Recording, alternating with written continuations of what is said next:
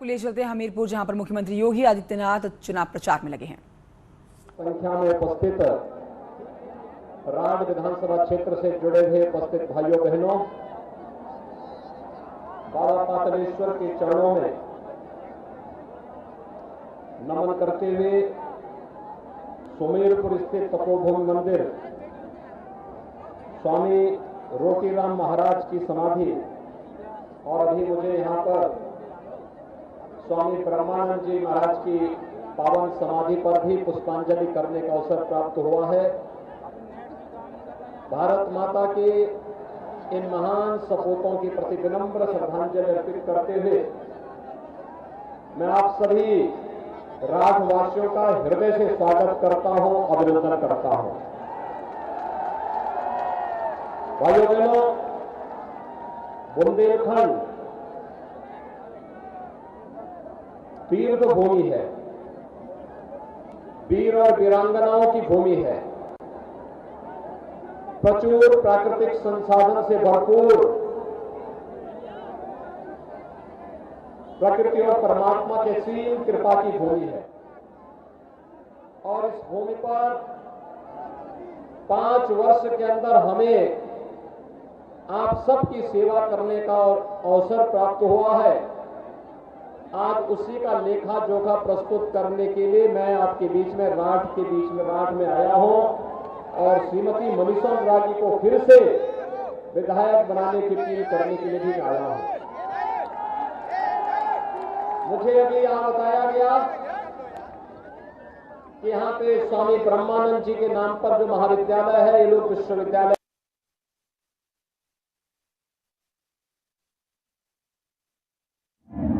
प्रकृति और परमात्मा के असीम कृपा की भूमि है और इस भूमि पर 5 वर्ष के अंदर हमें आप सबकी सेवा करने का अवसर प्राप्त हुआ है। आज उसी का लेखा जोखा प्रस्तुत करने के लिए मैं आपके बीच में राठ में आया हूं और श्रीमती मनीषा राजी को फिर से विधायक बनाने की अपील करने के लिए भी आया हूं। मुझे अभी यहां बताया गया कि यहाँ पे स्वामी ब्रह्मानंद जी के नाम पर जो महाविद्यालय है, ये लोग विश्वविद्यालय बनाना चाहते हैं। भाइयों बहनों, हमारे पास दोनों प्रकार की स्कीम है। दोनों प्रकार की स्कीम इस प्रकार की कि अगर प्रबंध समिति स्वयं विश्वविद्यालय बनाना चाहती है और 20 एकड़ भूमि उनके पास है, वे आवेदन करें, उनको कोई देर नहीं लगेगी। निजी विश्वविद्यालय निर्माण की कार्रवाई स्वयं भी उनके स्तर पर यहां पर आगे बढ़ सकती है। हमने पहले से ही उसके नियम बना दिए हैं, कहीं कोई किसी प्रकार की कोई दिक्कत ही नहीं है। ये कोई सपा बसपा की सरकार नहीं कि कोई लेन देन हो, यहां पे तो पूरी पारदर्शी योजनाएं हैं। और दूसरा अगर सरकार के अंदर चाहते हैं तो उनको पूरी प्रॉपर्टी सरकार को देनी होगी। सरकार इस कार्रवाई को आगे करेगी। हमें तो पहले प्रसन्नता होगी कि अगर पब्लिक हमें संपत्ति दे और सरकार वहां पे विश्वविद्यालय बनाए तो सरकार का भार कम हो जाता है, इसमें भी हमें प्रसन्नता होगी। आप लोग तय करें, जिसमें भी यहाँ का प्रबंध समिति सहमत हो, राज्य सरकार उसमें भरपूर सहयोग करेगी। भाइयों बहनों, मैं आज आया हूं आप सबसे सही महीने में बात करने के लिए, अपनी दिल की बात करने के लिए। और इसलिए आया हूं, जब मैं यहां पर आया हूं तो आज सुबह में पहले सदगुरु संत शिरोमणि रविदास जी महाराज के पावन जन्मस्थली सीर गोवर्धन में प्रातः काल वहां दर्शन करके, वहां संतों से मुलाकात करके और वहां के समग्र विकास के लिए सरकार ने क्या कार्य योजना बनाई है, इन सब पर चर्चा करने के बाद मैं आपके बीच में यहां पर आ रहा हूं। आज माघी पूर्णिमा है। माघी पूर्णिमा के अवसर पर हर सनातन धर्मावलंबी जगह जगह स्नान करता है, तीर्थों में जाता है। गंगा स्नान, यमुना स्नान, संगम में स्नान चल रहा है। मैं इस अवसर पर आप सबको हृदय से बधाई देता हूं, आपका अभिनंदन करता हूं। संत रविदास जी की भी आज पावन जयंती है। इस अवसर पर भी मैं आपको बधाई देता हूं। और भाइयों बहनों, जब मैं यहां पर आया हूं आपके बीच में, तो मुझे आपको बताते हुए कोई संकोच नहीं कि 5 वर्ष पहले इस बुंदेलखंड क्षेत्र की क्या स्थिति थी।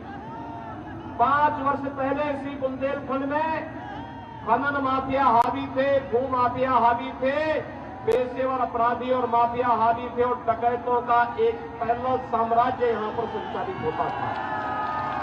लेकिन 5 साल के अंदर भारतीय जनता पार्टी ने प्रधानमंत्री मोदी जी के नेतृत्व में 2017 में आपसे जो कहा था, भारतीय जनता पार्टी ने वो करके दिखाया है। भाइयों बहनों, 5 वर्ष पहले बेटियां सुरक्षित नहीं थी। इन 5 वर्षों में हर बेटी अपने आप को सुरक्षित महसूस कर रही है और बिना भय और आतंक के स्कूल जा सकती है। 5 साल पहले माफिया और भू माफिया हावी थे और आज जब मैं यहां पर आया हूं तो स्वामी ब्रह्मानंद जी महाराज की इस पावन तपोस्थली पर तो मैं देख रहा था कि मेरे आगमन के पहले यहां के नौजवानों ने बुलडोजर भी सामने खड़ा कर दिया है। ये बुलडोजर विकास का प्रतीक भी है और माफियाओं की छाती पर उनकी अनैतिक कमाई पर चढ़ाने का प्रतीक भी है। और मैं आपको यही आश्वासन देने के लिए आया हूं, अगर हमने सुरक्षा का बेहतर माहौल दिया है, हमने बुंदेलखंड के विकास की एक समग्र योजना को आगे बढ़ाया है। जिस बुंदेलखंड के बारे में लोग कहते थे कि बुंदेलखंड में पानी नहीं, आज हम हर घर नल की योजना लेकर के बुंदेलखंड में आ गए हैं। हर गांव में घर घर पेयजल की स्कीम बन रही है। बन रही है कि नहीं बन रही है? पाइपलाइन बिछ रही है कि नहीं बिछ रही है?